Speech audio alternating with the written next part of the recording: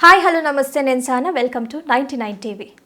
ప్రస్తుతం మూసీ నది పరివాహక ప్రాంతాలలో నష్టపోయిన ఈ ప్రజలకి కాంగ్రెస్ ప్రభుత్వం ఎలాంటి సహాయక చర్యలు తీసుకోబోతోంది, అలాగే జూబ్లీ హిల్స్ బై ఎలక్షన్స్ ఎప్పుడు ఉండబోతున్నాయి, ఎంపీటీసీ జెడ్పీటీసీ ఎలక్షన్స్ కోసం నోటిఫికేషన్ ఎప్పుడు విడుదల చేయబోతుందని పూర్తి వివరాలు ప్రస్తుతం మనతో పాటు ఉన్న Congress leader TPCC general secretary Charan Kaushik యాదవ్తో గారు మాట్లాడి మరిన్ని విషయాలు తెలుసుకునే ప్రయత్నం చేద్దాం. సార్ నమస్కారం. బాగున్నారా సార్? సార్ ముందుగా అసలు ఇప్పుడు వరదలలో చాలా కొట్టుకుపోతుంది, చాలా నష్టం జరుగుతుంది. ముఖ్యంగా మూసీ నది పరివాహక ప్రాంతంలో ఉన్న ఇళ్లలో కానివ్వండి ఆ ప్రజలు చాలా నష్టపోయారు. మరి వాళ్ళందరికీ కాంగ్రెస్ ప్రభుత్వం ఎలాంటి సహాయం అందించబోతోంది? అంటే మొదటి నుంచి కాంగ్రెస్ పార్టీ చెప్తూనే ఉన్నది. ఎందుకంటే మూసీ కావచ్చు, మూసీ ఏదైతే మూసీ గర్భంలో కావచ్చు, మూసీ బఫర్ జోన్లో కావచ్చు, మూసీ అనేది ఎప్పుడైనా ఎందుకంటే ప్రపంచవ్యాప్తంగా వస్తున్న మార్పుల ఆధారం కావచ్చు, గతంలో జరిగినటువంటి సంఘటన ఎందుకంటే ఉత్తరాఖండ్ కావచ్చు, హిమాచల్ ప్రదేశ్ కావచ్చు, పంజాబ్ కావచ్చు, దాదాపు హిమాచల్ ప్రదేశ్లో 80 రోజుల సంది వర్షాలు పడుతూనే ఉన్నాయి. పంజాబ్లో ఏకంగా 150 సెంటీమీటర్ల వర్షం పడ్డది. మొన్న కామారెడ్డిలో 50 సెంటీమీటర్ల వర్షం పడ్డ పరిస్థితి మనం చూసినాం. ఇప్పుడు నిన్న 1060 మంది ఎవరైతే మూసీకి సంబంధించినటువంటి ఎఫెక్టెడ్ బాధితులు వాళ్ళందరూ కూడా పునరావాసం రాష్ట్ర ప్రభుత్వం ఆల్రెడీ అక్కడ రాష్ట్ర ప్రభుత్వం తరఫున వాళ్ళకి కావాల్సిన సౌకర్యాలను కల్పించే ప్రయత్నం కాంగ్రెస్ ప్రభుత్వం చేస్తూ ఉంది. కాబట్టి మూసీ కావచ్చు, మూసీ పరివారక ప్రాంతాలు కావచ్చు, ఖచ్చితంగా గతంలో కాంగ్రెస్ పార్టీ ఉన్నప్పుడు మూసీ పునర్జింపు చేసే కార్యక్రమంలో భాగంగా ఏదైతే గర్భంలో ఇండ్లు కావచ్చు, బఫర్ జోన్ ఇళ్ళన్నీ కూడా ఖాళీ చేయమని చెప్తే పెద్ద ఎత్తున బీఆర్ఎస్ పార్టీ కావచ్చు, భారతీయ జనతా పార్టీ రాజకీయం చేశారు. ఇక్కడ కిషన్ రెడ్డి గారు ఏకైతే 2 రోజుల పాటు నైట్ నిద్ర కూడా చేసిన పరిస్థితి, ఈటల రాజేంద్ర గారు అదే పరిస్థితి, దాన్ని వ్యతిరేకించిన పరిస్థితి మనం చూసినాం. ఇప్పుడు పెద్ద ఎత్తున వరదలలో ప్రజలు ఇబ్బంది పడుతూ ఉన్నారు. అయినా కూడా బీఆర్ఎస్ పార్టీ సంబంధించిన నాయకులు కావచ్చు, భారతీయ జనతా పార్టీ సంబంధించిన కిషన్ రెడ్డి గారు కావచ్చు, ఎవరు కూడా మౌనం వహిస్తూ ఉన్నారు. మౌనం వహిస్తూ దీని విషయంలో గతంలో ఏదైతే భారతీయ జనతా పార్టీ రాష్ట్రాలు ఏదైతే ఢిల్లీలో ఉన్నటువంటి యమునా నది కావచ్చు, గుజరాత్లో ఉన్నటువంటి సబర్మతి రివర్ కావచ్చు, ఉత్తరప్రదేశ్లో గంగానది ప్రక్షాళన చేసుకురు, మూసీకి నిధులు అడిగితే నిధులు ఇస్తలేరు, మూసీకి సంబంధించినటువంటి బఫర్ జోన్ కావచ్చు అని కాల్ చెప్పే ప్రయత్నం చేసి దాన్ని కూడా రాజకీయం చేసే ప్రయత్నం వారు చేశారు. కాబట్టి ఖచ్చితంగా కాంగ్రెస్ పార్టీ ఎవరైతే మూసీ ఎఫెక్టెడ్ బాధితులు ఎవరైనా ఉంటే వాళ్ళకి సంబంధించి పరిహారం కావచ్చు, అదే కాకుండా మానవీయ కోణాలు చూడాలని చెప్పి చాలా స్పష్టంగా ముఖ్యమంత్రి గారు కూడా ప్రకటించారు. ఈరోజే పోర్టు సిటీకి సంబంధించి కూడా అక్కడ ప్రారంభించిన పరిస్థితికి చూస్తూ ఉన్నాం. కాబట్టి ఖచ్చితంగా వికారాబాద్లో ప్రారంభమైనటువంటి మూసీ నల్గొండ జిల్లాలో అది కృష్ణానదిలో కలుస్తుంది. కాబట్టి కృష్ణానది యొక్క ఉపనది ఇది. ఖచ్చితంగా గోదావరి వాటర్ కూడా హైదరాబాద్ తీసుకొచ్చే ప్రయత్నంలో భాగంగా గోదావరి ఫేజ్ 2, ఫేజ్ 3 తాగునీటి అవసరాల కోసం హైదరాబాద్ తీసుకొస్తూ 2.5 టీఎంసీలు మూసీలో కలిపే ప్రయత్నం కూడా చేస్తూ ఉంది. కాబట్టి ఖచ్చితంగా భవిష్యత్తులో ఇట్లాంటి సమస్యలు రాకుండా పక్కడిబ్బందిగా అమలు చేసే ప్రయత్నంలో కాంగ్రెస్ ప్రభుత్వం ముందుకు పోతూ ఉంది. అదే కాకుండా మూసీ ద్వారా ఎక్కువ టూరిజం కావచ్చు హైదరాబాదు రూపురేపులే మారబోతా ఉన్నాయి. కాబట్టి ఖచ్చితంగా మూసీ పరివారక ప్రాంతంలో ఉన్నటువంటి గర్భంలో ఉన్న వాళ్ళు కావచ్చు, మూసీ కలుషిత బారి నుంచి బయటపడేసే ప్రయత్నంలో ఖచ్చితంగా కాంగ్రెస్ ప్రభుత్వం ముందుకు పోతా ఉంది. మూసీ అనే కాకుండా కూడా చరిత్రలో first time MGBS bus stand కూడా చాలా వాటర్ వచ్చేసినాయి బస్ స్టాండ్లో. మరి ఆ విషయంలో ఎలాంటి చర్యలు తీసుకోబోతున్నారు? ఇప్పుడు చెప్తా ఉన్నాం కదా, ఇప్పుడు ఏదైతే కలవట్లు కావచ్చు, లేకపోతే నాలాలు కావచ్చు, లేకపోతే ఎఫెక్టెడ్ ఏరియాస్ ఏదైతే ఉన్నాయో అవన్నీ కూడా పకడ్బందీగా మూసీని ప్రక్షాళన చేసినట్టయితే ఆ సమస్యలన్నిటి కూడా పరిష్కారం లభించబోతూ ఉంది. ఎందుకంటే మీరు చూస్తాం కామారెడ్డిలో 50 డిగ్రీల వర్షం పడితే ఏకంగా మొత్తం ఇళ్ళన్నీ మునిగిపోయిన పరిస్థితి మనం చూసినాం. కాబట్టి అట్లాంటి పరిస్థితి రావద్దంటే ఖచ్చితంగా పకడ్బందీ ప్లానింగ్తో ముందుకు పోవాల్సిన అవసరం ఉంది. అదే కాకుండా ఏదైతే పూడికలను కూడా దీపించే ప్రయత్నం కావచ్చు, ఎఫ్టీపీలు కావచ్చు, అదే కాకుండా ఏదైతే నాలాలు కలవట్లు కబ్జాకు గురైనటువంటి ప్లేసెస్ అంతా కూడా మనం కబ్జాలు తొలగించినట్టయితే ప్రధానంగా ఈ సమస్య పరిష్కారం లభించబోతా ఉంది. కాబట్టి భవిష్యత్తులో మూసీ సమస్య పరిష్కారం ఓన్లీ మూసీని పునర్జీవింపజేసుకుంటేనే కాలుష్యం నుంచి కావచ్చు, వరదల నుంచి కావచ్చు, ఖచ్చితంగా హైదరాబాద్ రూపురేఖలు మారాలన్నా, హైదరాబాదు ఆదాయం గణనీయంగా పెరగాలన్నా, ఎక్కువ టూరిజం పెరగాలన్నా ఖచ్చితంగా మూసీని పునర్జీవింపజేసుకోవాల్సిన అవసరం ఉంది. కాబట్టి కేంద్ర సహకారం రాష్ట్ర ప్రభుత్వం కోరితే కిషన్ రెడ్డి గారు సహకరిస్తలేదు, భారతీయ జనతా పార్టీ సహకరిస్తలేదు, కేంద్రం సహకరించిన పరిస్థితి. కాబట్టి ఖచ్చితంగా మూసీని పునరుద్ధరించే ప్రయత్నంలో కాంగ్రెస్ ప్రభుత్వం ముందుకు పోతా ఉంది. దానికి సంబంధించి రక్షణ శాఖకు సంబంధించిన 92 ఎకరాల భూమిని కూడా అడిగిన పరిస్థితి. ఇంతవరకు రక్షణ శాఖ నుంచి అనుమతి రాలేదు. అదే కాకుండా కేంద్రం కూడా రుణం కావచ్చు, ప్రపంచ బ్యాంకు రుణం కావచ్చు, ప్రపంచ దేశాలని పెట్టుబడులు ఆకర్షించే ప్రయత్నంలో భాగంగా మూసీకి సాయం అందించడానికి చాలామంది రెడీగా ఉన్నప్పుడు కూడా కేంద్రం ఇప్పుడు దానికి అనుమతి ఇవ్వలేదు. కాబట్టి ఖచ్చితంగా అనుమతి ఇచ్చినట్లయితే 5,000 కోట్ల రూపాయలతోటి మూసిని పునరుజ్జీవం చేసే ప్రయత్నంలో ప్రభుత్వం ముందుకు పోతా ఉంది. దాన్ని 120,000 కోట్ల రూపాయలు అవుతుందని చెప్పేసి బీఆర్ఎస్ పార్టీ, దాని మీద అవినీతి పాల్పడుతున్న భారతీయ జనతా పార్టీ దీన్ని రాజకీయం చేసే కొనలు వాళ్ళు చూస్తూ ఉన్నారు. హైదరాబాద్ని కావచ్చు, హైదరాబాద్ ప్రజలు కాపాడే ప్రయత్నంలో కాంగ్రెస్ ప్రభుత్వం ముందుకు పోతా ఉంది. ఇప్పుడు మీరే అన్నారు ఇవన్నీ చేయాలంటే పగడ్బందీ ప్లాన్ తోటే ముందుకు వెళ్ళాలి.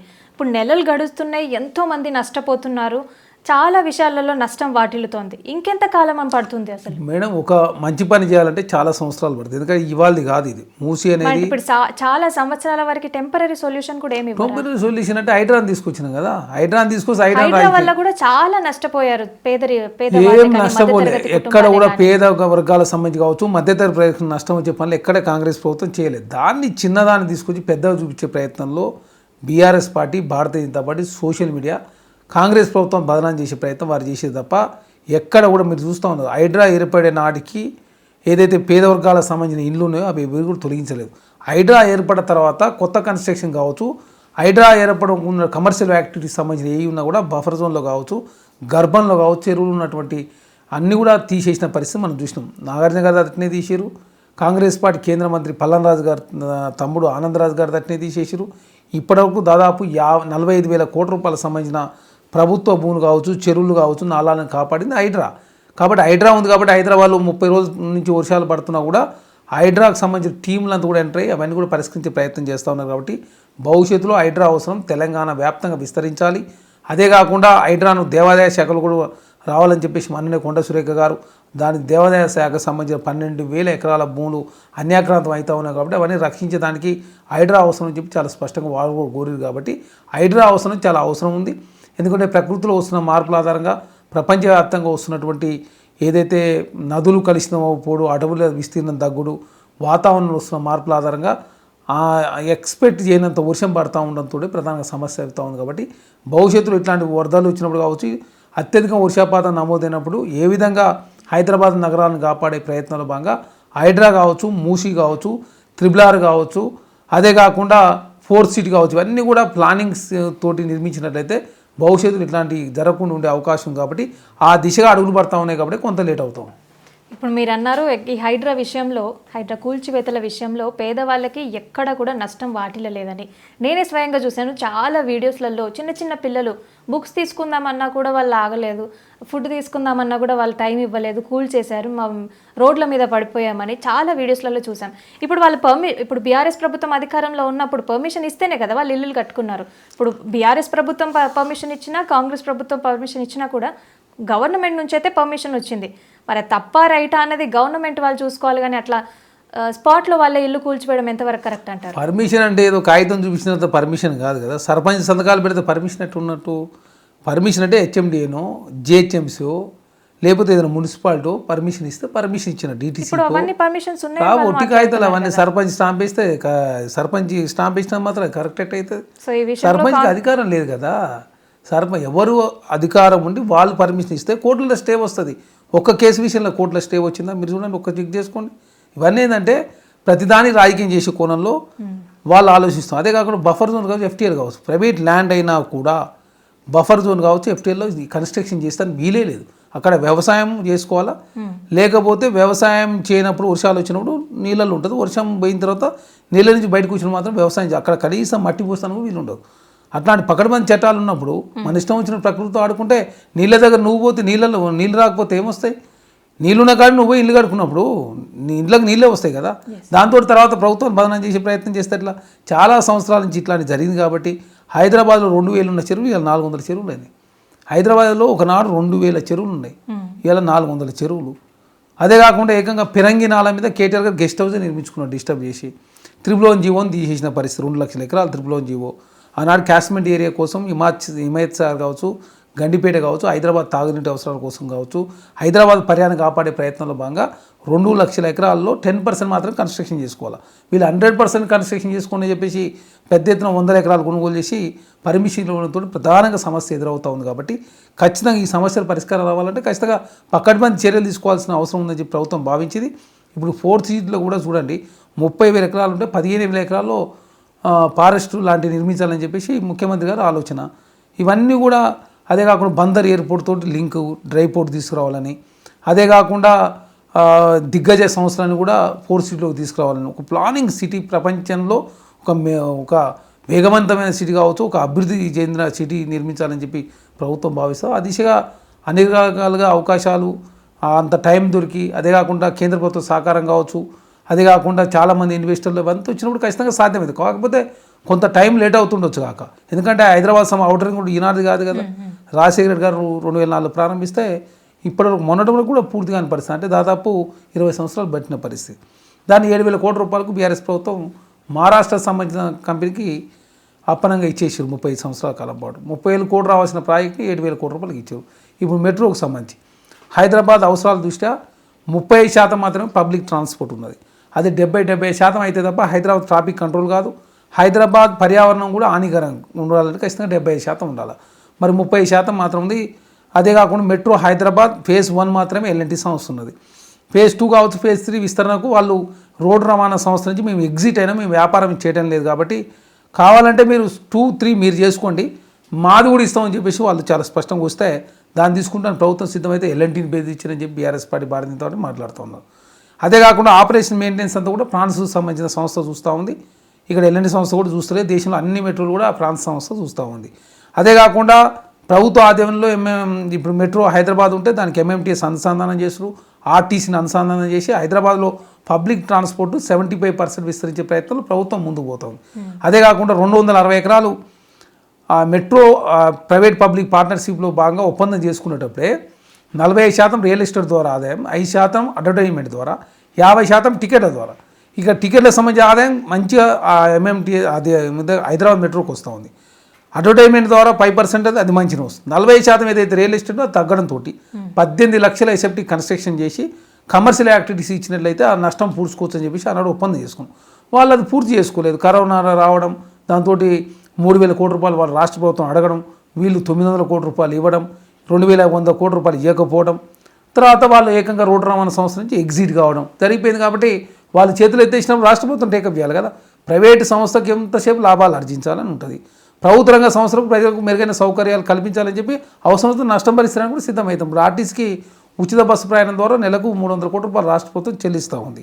కాబట్టి పబ్లిక్ ట్రాన్స్పోర్ట్ అనేది నో ప్రాఫిట్ నో లాస్ సంస్థగా నడపాల్సిన బాధ్యత ప్రభుత్వాల మీద ఉంటుంది. కాబట్టి ఎల్ఎన్టీని టేక్ ఓవర్ చేసే ప్రయత్నం చేస్తే దాన్ని ఎల్ఎన్టీని బెదిరించారు, రేవంత్ రెడ్డి గారు బెదిరించి దాన్ని గుంజుకునే ప్రయత్నం చేస్తారని చెప్పి BRS party Bharatiya Janata party రాజకీయం చేసే ప్రయత్నం చేస్తాం. కాబట్టి తెలంగాణ సమాజంతో అప్రమత్తంగా ఉండాల్సిన అవసరం. ఎందుకంటే ఒక మంచి కార్యక్రమం, మంచి యజ్ఞం చేసే క్రమంలో ఖచ్చితంగా ప్రజలకు మెరుగైన సౌకర్యం కల్పించాలంటే ఖచ్చితంగా మెట్రోని టేక్ ఓవర్ చేయాల్సిందే. దానికి అనుసంధానం ఎంఎంటీఎస్ కావచ్చు, అదే కాకుండా ఆర్టీసీని అనుసంధానం చేసినట్టు ఇంకా ప్రజలకు మెరుగైన సౌకర్యాలు వస్తాయి.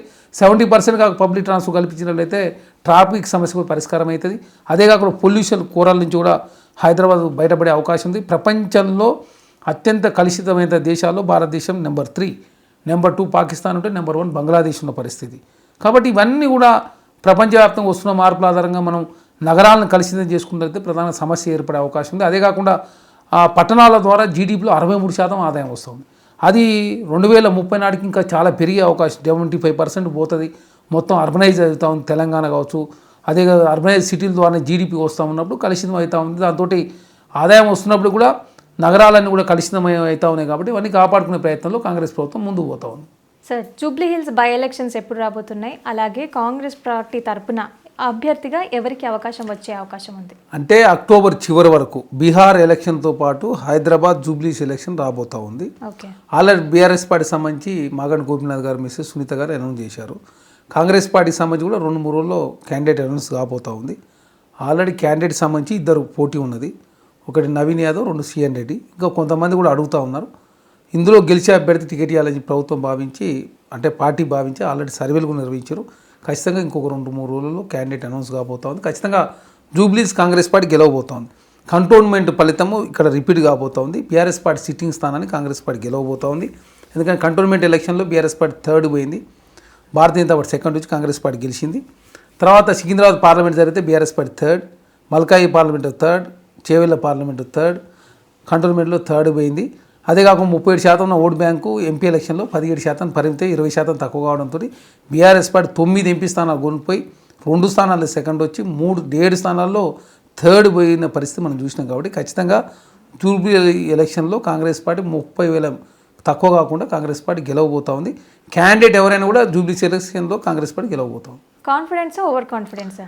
లేదు, మాకు నమ్మకం ఉంది, విశ్వాసం ఉంది. ఎందుకంటే మీరు చూస్తూ ఉన్నారు, BRS party Karimnagar graduate teachers ఎలక్షన్లో పోటీ చేయలేని పరిస్థితి. అదే కాకుండా కంటోన్మెంట్ ఎలక్షన్ వచ్చినప్పుడు ఓడిపోయిన పరిస్థితి, థర్డ్ వాళ్ళ సిట్టింగ్ స్థానం పోయిన పరిస్థితి. తెలంగాణ రాష్ట్రంలో 2005లో 5 ఎంపీలు బీఆర్ఎస్ పార్టీ, 2009లో 2, 2014లో 11 మంది, 2019లో 9 మంది, ఈరోజు గుండు 0. ఫస్ట్ సారి పార్లమెంట్లో ప్రాతినిధ్యం లేని పరిస్థితుల్లో బీఆర్ఎస్ పార్టీ దిగజారింది. అదే కాకుండా బీఆర్ఎస్ పార్టీలో ఎవరు ఉంటారో ఎవరు పోతారో వాళ్ళే అర్థం కాని పరిస్థితి. కాబట్టి జూబ్లీ ఎలక్షన్లో కాంగ్రెస్ పార్టీ గెలవబోతాం. ఎందుకంటే పోయినసారే కాంగ్రెస్ పార్టీ సెకండ్ వచ్చింది. ఇప్పుడు ఆ బీఆర్ఎస్ పార్టీలో 2 కార్పొరేటర్లు ఆల్రెడీ కాంగ్రెస్ పార్టీకి వచ్చారు. అదే కాకుండా పోయినసారి ఎంఐఎం పార్టీ పోటీ చేస్తే వాళ్ళకు 7,500 ఓట్లు వచ్చినాయి. మాగండి గోపీనాథ్ గారు లేరు ఇప్పుడు. అదే కాకుండా భారతీయ జనతా పార్టీ కూడా తెలంగాణ రాష్ట్రంలో వీక్ అయింది. ఎందుకంటే ఎంపీ ఎలక్షన్ల అప్పుడు భారతీయ జనతా పార్టీకి మంచి ఓటు వచ్చినప్పటికీ కూడా జూబ్లీ ఎలక్షన్లో కాంగ్రెస్ పార్టీకి ఫస్ట్ వచ్చింది, తర్వాత బీఆర్ఎస్ పార్టీ థర్డ్ పోయి బీజేపీ సెకండ్ వచ్చిన పరిస్థితి. కాబట్టి జూబ్లీస్ అనేది ఎప్పుడు కూడా కాంగ్రెస్ పార్టీకి అనుకూలంగా ఉంటుంది. కాకపోతే మొన్న జరిగిన ఈ 23 ఎలక్షన్లో అప్పుడే అజారుద్దీన్ గారు అప్పుడే రావడం, అదే కాకుండా కొంత లేట్గా క్యాండిడేట్ అనౌన్స్ చేయడం, ఇవన్నీ కారణాల మూలంగా కాంగ్రెస్ పార్టీ ఓడిపోయింది. ఈసారి ఖచ్చితంగా జూబ్లీ సెలక్షన్లో కాంగ్రెస్ పార్టీ గెలవబోతోంది. అది కూడా 30,000 మెజారిటీ తక్కువ కాకుండా గెలుస్తుంది. తెలంగాణ గవర్నమెంట్ 42% బీసీ రిజర్వేషన్ ఇచ్చింది కదా. అసలు ఈ జీవోకి హైకోర్టులో కూడా స్టే వచ్చింది. అది తెలంగాణ రాష్ట్రంలో అమలైన తర్వాతనే ఎంపీటీసీ, జెడ్పీటీసీ, సర్పంచ్ ఎలక్షన్స్ ఉండబోతున్నాయి, లేకపోతే దానికన్నా ముందే ఉంటుందా?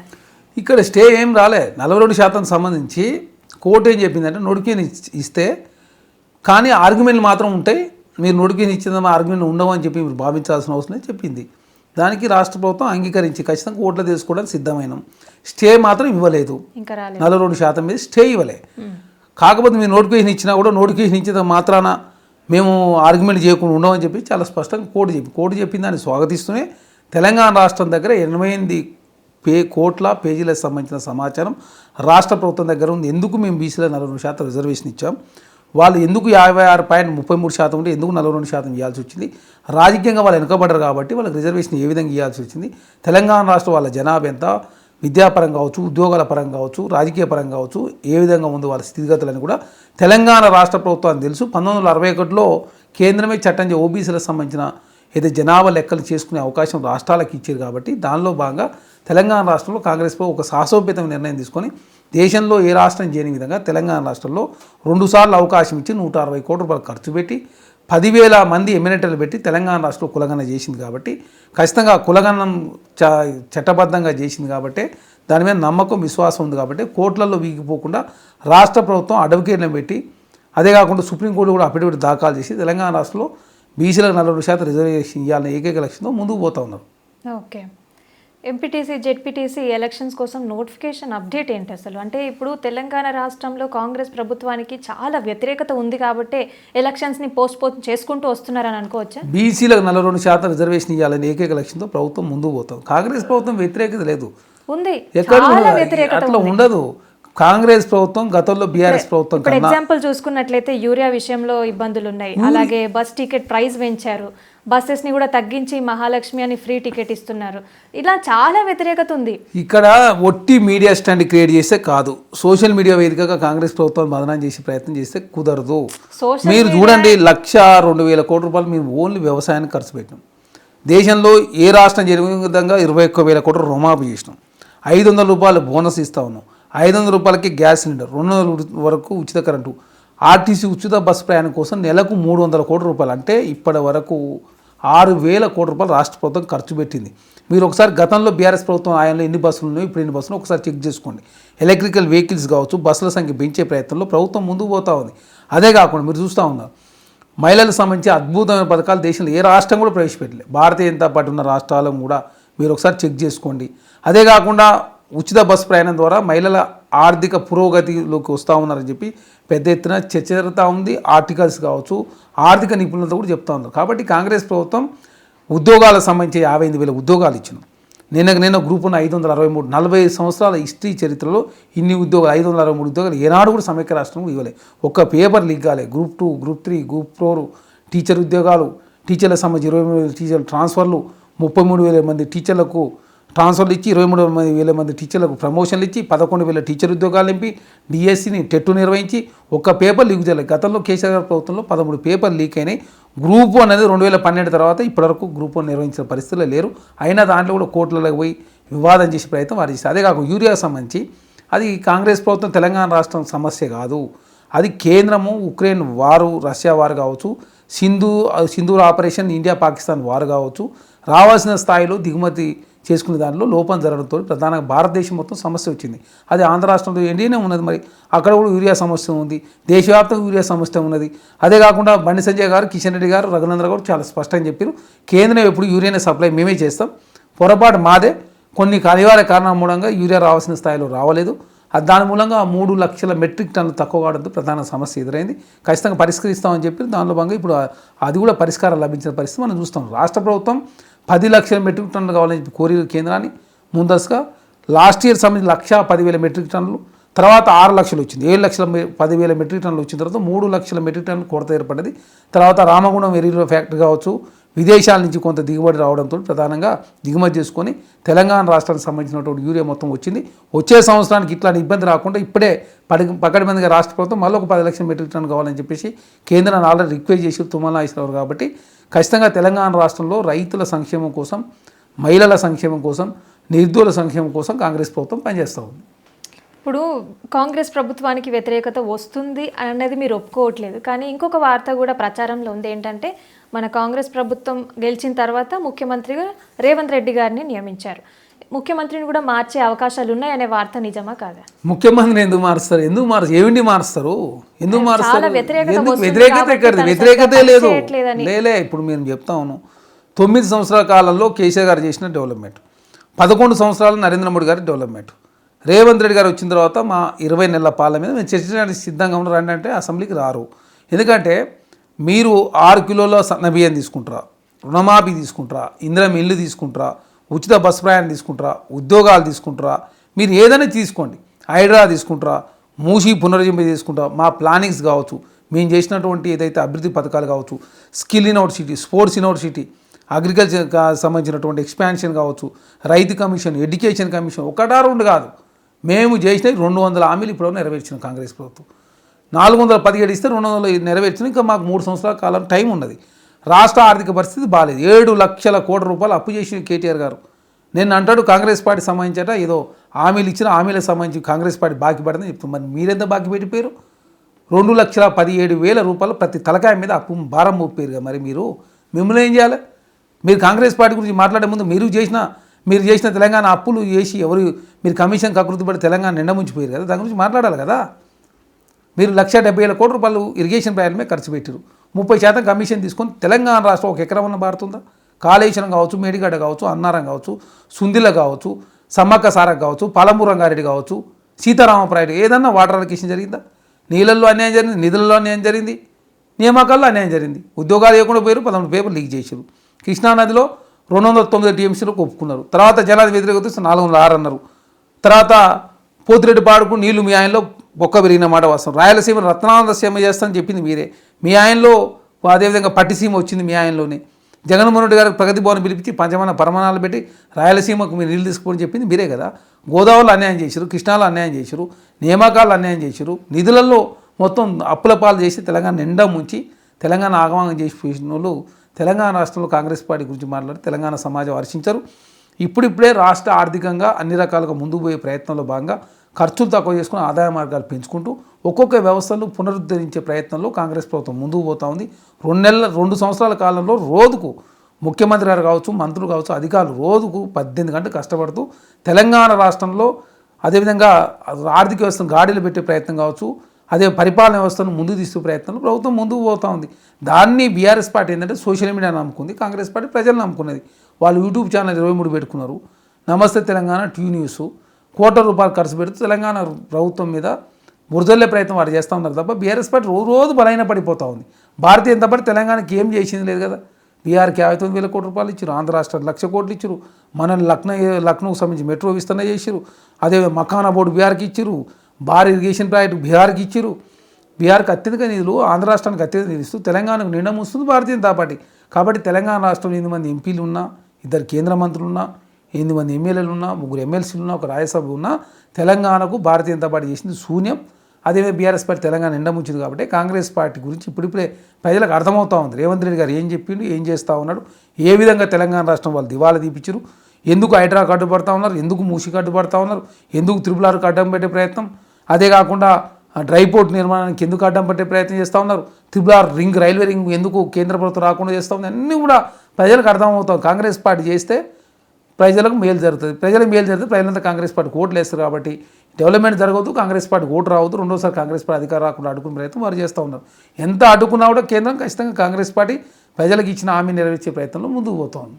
ఓకే, తెలంగాణ రాష్ట్రంలో బీఆర్ఎస్ ప్రభుత్వం అధికారంలో ఉన్నప్పుడు రాష్ట్రాన్ని దివాలా పాలు చేసింది, అలాగే అప్పుల కుప్పగా మార్చేసింది. ఇప్పుడు పరిపాలించడానికి అసలు ఫండే లేదని మాట్లాడుతున్నారు కదా.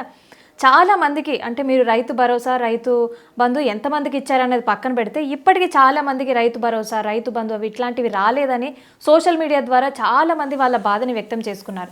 ఈ టైంలో అప్రిషియేషన్ గిఫ్ట్ కింద సింగర్ రాహుల్ సిప్లిగంజ్ గారికి ₹1 కోటి మీరు ఇచ్చారు కదా కాంగ్రెస్ ప్రభుత్వం, రేవంత్ రెడ్డి గారు ఇవ్వడం జరిగింది.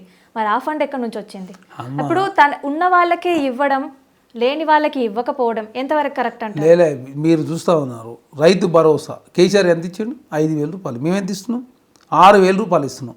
కేసీఆర్ గారు 500 బోనస్ ఇవ్వలే, మేము 500 బోనస్ ఇస్తాము. కేసీఆర్ గారు 7 నుంచి 10 కిలోలు తరుగు తీసాడు, మేము తరుగు తీయలే.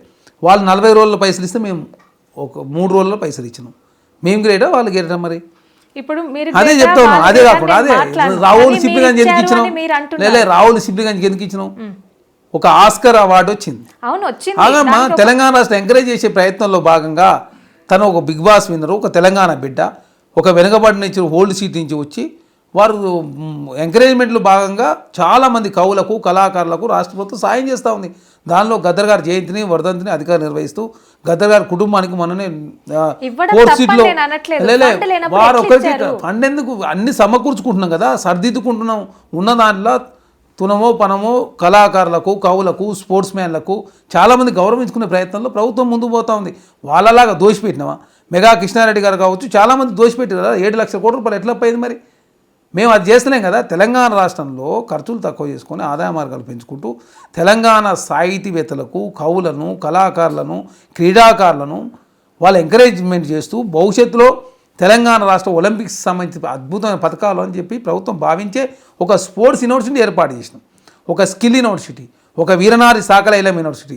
తెలంగాణ అస్తిత్వం ఉండాలి ప్రభుత్వం భావించి టీఎస్ ప్లేస్లో టీజీ, తెలంగాణ టీజీ కోసం పోరాడాలి. దాన్ని అందశ్రీ గారి గీతాన్ని తెలంగాణ గీతంగా ప్రకటించుకున్నాం. నంది అవార్డుల పేరులో గద్దర్ అవార్డులు, గద్దర్ గారి జయంతి, వర్ధంతి అధికారం నిర్వహిస్తున్నాం.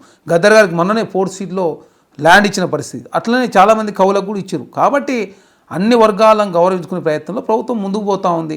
కళలు, సాహిత్యాన్ని కాపాడుకునే ప్రయత్నం ముందుకు పోయే ప్రయత్నంలో రాహుల్ సిప్లిగంజ్ గారికి ఇచ్చారు. రాహుల్ సిప్లిగంజ్ ఏమన్నా నేరస్తుడా లేకపోతే వేరే దేశానికి కాదు కదా? అనట్లేదు, మన రాష్ట్రం వాడు కాదని అనట్లేదు, ఇవ్వడం తప్పు అని నేను అనట్లేదు. ఇచ్చిన ఫండ్ లేనప్పుడు అంత ఎట్లా ఇచ్చారు అన్నదే నా పాయింట్. అది పెద్ద సమస్య ఏందండి? ₹1 మనోలే కదా, ఎట్లా సమస్య అవుతుంది? మరి అలాంటప్పుడు రైతులకు ఎందుకు ఇవ్వట్లేదు? రైతులకు ఎందుకు ఇవ్వలేదు? మేమే కదా ₹5,000 ఉన్నది ₹6,000 చేసినాం. అదేవిధంగా దొడ్డు బియ్యం గతంలో వినండి, దొడ్డు బియ్యము ఇచ్చే ప్లేస్లో సన్న బియ్యం ఇస్తాం. ₹10,000 రాష్ట్ర ప్రభుత్వం మీద భారం పడదు. రైతులకు సంక్షేమం కోసం ₹1,02,000 ఖర్చు పెట్టింది రాష్ట్ర ప్రభుత్వం. ₹1,02,000 కేసీఆర్ గారు 10 సంవత్సరాలు ఖర్చు పెట్టలే కదా. కాంగ్రెస్ ప్రభుత్వం అధికారంలోకి సంవత్సరంన్నర పైగా అవుతోంది. కానీ ఇప్పటికీ కొన్ని మంత్రి పదవులు, కార్పొరేషన్ చైర్మన్ పదవుల నియామకం అయితే ఇంకా జరగలేదు. అంటే కారణాలు అసలు కాంగ్రెస్ పార్టీ నాయకులకి ఆ సత్తా దమ్ము లేదని అనుకోవచ్చా? లేలే, ఇక్కడ గమనించాల్సింది ఏంటంటే తెలంగాణ రాష్ట్రంలో కాంగ్రెస్ ప్రభుత్వం అధికారులకు వచ్చింది. ఏనాడు కేసీఆర్ కూడా ఒకేసారి 37 కార్పొరేషన్ చైర్మన్లు ఇవ్వలేదు.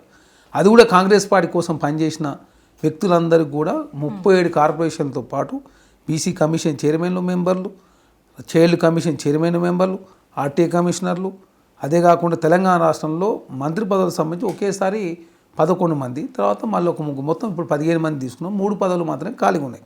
అదే కాకుండా తెలంగాణ రాష్ట్ర రైతు కమిషన్, ఎడ్యుకేషన్ కమిషన్, అన్ని కమిషన్లు ఏర్పాటు చేస్తూ వాటికి సంబంధించిన కమిషన్ మెంబర్లు, చైర్మన్లు కూడా రాష్ట్ర ప్రభుత్వం నింపిన మాట వాస్తవం. దానిలో భాగంగా కుల సంఘాలకు సంబంధించినటువంటి కార్పొరేషన్ కూడా రాష్ట్ర ప్రభుత్వం ఏర్పాటు చేసింది. దానికి సంబంధించినటువంటి జీవోలు వచ్చినాయి, దానికి సంబంధించిన విధి విధానాలు వచ్చినాయి. అదే కాకుండా కులాలకు సంబంధించిన ఇంకా కొన్ని కార్పొరేషన్ కూడా ఏర్పాటు చేసే అవకాశం ఉంది.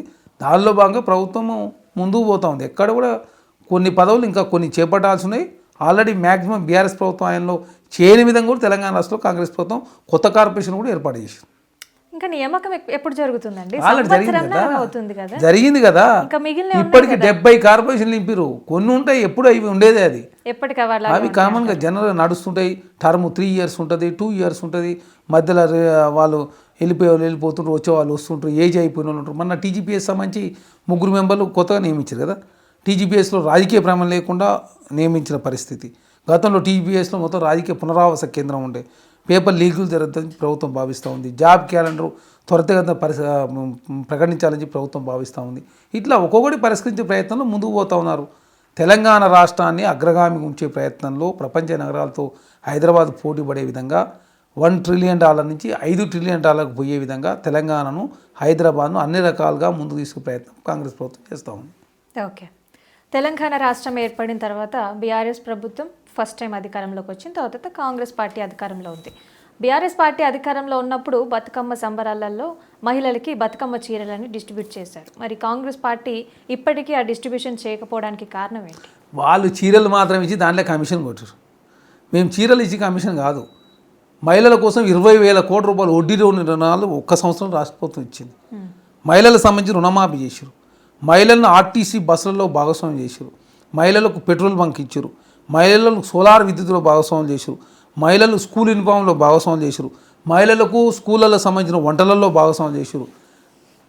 1 కోటి మంది మహిళలను కోటీశ్వరులు చేయాలని ఏకైక లక్ష్యంతో ప్రభుత్వం ముందుకు పోతుంది. మీరు ఏదో 200 రూపాయలు చీర ఇచ్చి దాన్ని రాజకీయాన్ని వాడుకొని మీరు కమిషన్కి అకృతపడరు.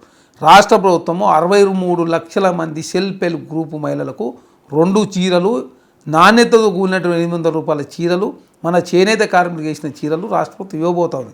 కాకపోతే పూర్తి కాలేదు కాబట్టి ఇవ్వలేదు. ఓకే, అంటే ఇస్తారు.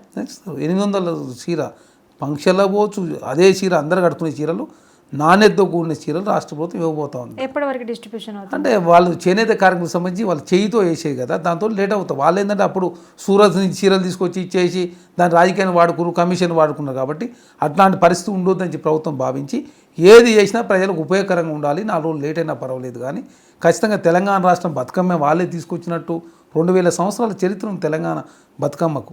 బతుకమ్మ అంటే 9 రోజుల కాలం పాటు చాలా నిష్టతోటి కనీసం చెప్పులు కూడా ధరించకుండా చేసే బతుకమ్మ. మీరు వచ్చిన తర్వాత పూల బతుకమ్మ పోయి ఏమైంది, ప్లాస్టిక్ బతుకమ్మని చేశారు. బతుకమ్మ పేరు మీద మీరు రాజకీయం చేశారు, బతుకమ్మను కలుషితం చేసింది మీరు. కాబట్టి కాంగ్రెస్ ప్రభుత్వం బతుకమ్మ అయినా ఇంకేదైనా కూడా ఖచ్చితంగా దాని శాంటిటీ కావచ్చు, దాని గౌరవాన్ని పెంచే విధంగా ఉండాలని ప్రభుత్వం భావిస్తుంది. ఆ దిశగా తెలంగాణ రాష్ట్రంలో బతుకమ్మను గిన్నీస్ రికార్డులకు ఎక్కిపోతూ ఉంది. రేపో ఎల్లుండి ఉంది కదా బతుకమ్మ, ప్రపంచ రికార్డులో ఎక్కబోతూ ఉంది. ఖచ్చితంగా అది కూడా దగ్గరలో ఉంది.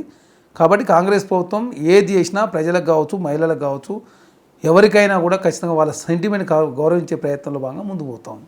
ఇప్పుడు నవరాత్రులు జరుగుతున్నాయి, బతుకమ్మ పండుగ కూడా రాబోతోంది, అంటే పెద్ద బతుకమ్మ. ఈ పండుగ కోసం ఏర్పాట్లు ఎలా ఉండబోతున్నాయి? సెక్యూరిటీ పరంగా ఎలాంటి చర్యలు తీసుకోబోతున్నారు? ఆల్రెడీ దానికి సంబంధించి ఏర్పాట్లన్నీ కూడా టూరిజం డిపార్ట్మెంట్ వాళ్ళు చూస్తూ ఉన్నారు.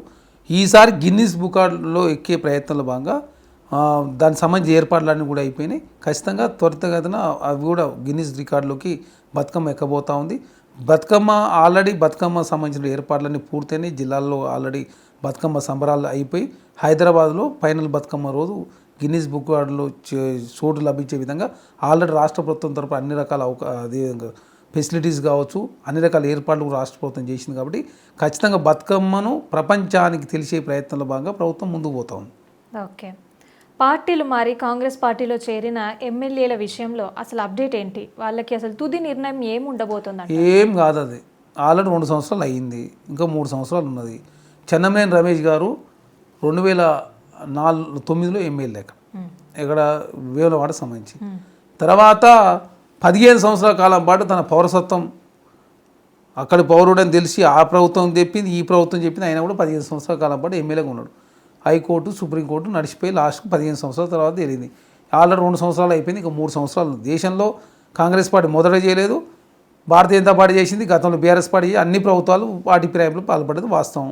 కాబట్టి ఇది ఇలా తేలేదు కాదు. ఖచ్చితంగా ఇంకా 3 సంవత్సరాల్లో ఖచ్చితంగా వాళ్ళు ఎమ్మెల్యే కొనసాగుతారు.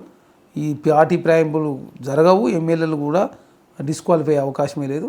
బీఆర్ఎస్ పార్టీ ఏంటంటే ఉన్న వాళ్ళని కాపాడుకునే ప్రయత్నంలో భాగంగా వాళ్ళు ముందుకు పోతుంది. ఓకే. తెలంగాణ రాష్ట్రంలో బీజేపీ 8 ఎంపీ సీట్లని దొంగతనం చేసిందని పీసీసీ మహేష్ కుమార్ గౌడ్ గారు మాట్లాడారు.